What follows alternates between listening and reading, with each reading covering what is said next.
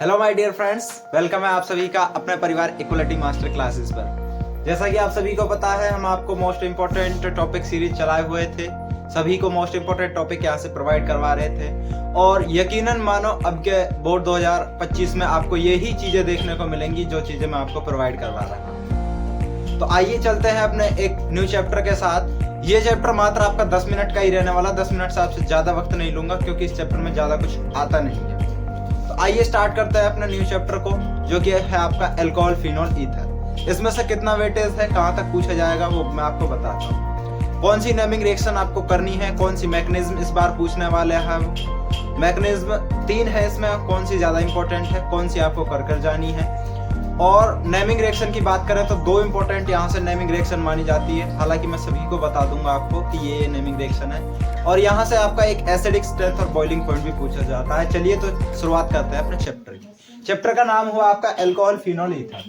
यदि हम मैकेनिज्म की बात करें, इसमें से कौन सी मैकेनिज्म पूछी जाती है, तो जो सबसे इंपॉर्टेंट मैकेनिज्म बताई जाती है आपकी, वो बताई जाती है hydration of alkene to alcohol. Means that alkene से हम अल्कोहल किस तरह से बनाएं, कौन सा रिएजेंट हमें लेना पड़ेगा, किसके साथ रिएक्शन करानी पड़ेगी जब हमें अल्कोहल बनाना हो। तो यह इंपॉर्टेंट मानी जाती है यहाँ से आपकी जो मैकेनिज्म होती है एल्कीन से अल्कोहल बनाने की। तो इस मैकेनिज्म को अच्छे से कर जाए सभी बच्चे। बात करते हैं नेक्स्ट मैकेनिज्म की। तो नेक्स्ट है आपकी dehydration of alcohol to alkene. मतलब कि यदि हमारे पास अल्कोहल है, अल्कोहल का डिहाइड्रेशन करें और हमें एल्कीन बनानी है, तो किस मैकेनिज्म को फॉलो करना पड़ेगा, हमें कौन सा रिएजेंट लेना पड़ेगा, कौन से इलेक्ट्रॉन कहां जाएंगे, कौन सा बॉन्ड कहां से टूटेगा, ये सभी इस मैकेनिज्म में आपको पढ़ना है। इस मैकेनिज्म को भी अच्छे तरीके से कर जाए। जो लास्ट मैकेनिज्म है वो है आपकी dehydration of alcohol to ether.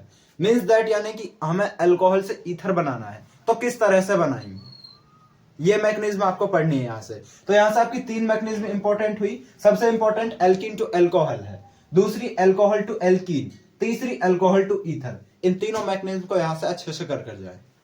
बात करते हैं नेक्स्ट। तो नेक्स्ट आता है आपका ल्यूकास टेस्ट। ल्यूकास टेस्ट क्या होता है आपका, ZnCl2 प्लस HCl की प्रेजेंस में किसी की रिएक्शन करानी, यानी कि जो आपका HCl और ZnCl2 का सॉल्यूशन होता है उसी को ल्यूकास टेस्ट के नाम से जाना जाता है। इसके बारे में पूछा जाता है।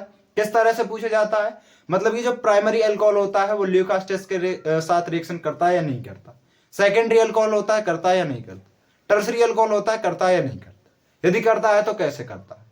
तो यहां से आपको याद रखना है, जो ल्यूकास टेस्ट के साथ रिएक्शन होता है, जो प्राइमरी होता है वो नहीं करता, सेकेंडरी होता है करता है लेकिन टर्बिडिटी 5 मिनट के अंदर बनती है, और जो टर्सरी होता है वो टर्बिडिटी बहुत जल्दी बना देता है।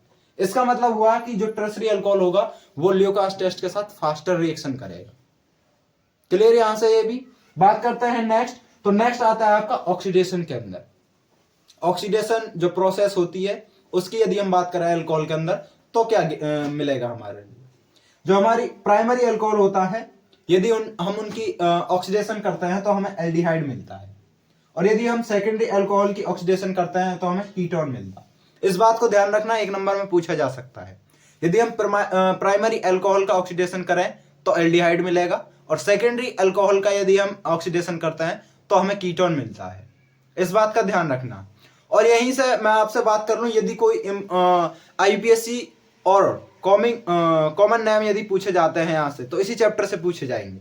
याद रखना, जो आपकी नोमेनक्लेचर है और नोमेनक्लेचर के साथ साथ जो आपके कॉमन नेम है, कॉमन नेम आपके इसी चैप्टर से पूछे जाते हैं। कॉमन नेम आप अच्छे से कर लेना। जो आपकी NCERT है, NCERT की जो एक्सरसाइज है लास्ट में उधर दिए हुए हैं, तो वहां से कर लेना आप। इसमें से कॉमन नेम पूछ सकता है, यदि पूछता है, यदि पूरी ऑर्गेनिक के अंदर से वो कॉमन नेम पूछता है तो इसी चैप्टर के अंदर से पूछता है। तो कॉमन नेम इसके अच्छे से कर लेना है कौन कौन सा है। बात करते हैं यदि आपके हम नेमिंग रिएक्शंस की बात करें कि इस बार कौन कौन सी नेमिंग रिएक्शन पूछी जाएंगी, तो नेमिंग रिएक्शन में आपकी आती है Kolbe's reaction, Reimer Tiemann reaction, Williamson synthesis, dehydrogenation और एक ग्रिग्नार रिएजेंट के साथ में रिएक्शन। ये नेमिंग रिएक्शन है आपकी, ये पूछी जाएंगी। कॉल्वेस रिएक्शन कौन सी है आपकी, जिसमें हम अल्कोहल से सैलिसाइलिक एसिड बनाते हैं। रीमर-टीमर कौन सी है, अल्कोहल से सैलिसैल्डिहाइड बनाते हैं। विलियमसन सिंथेसिस, ग्रिग्नार रिएजेंट क्या होता है, RMGX।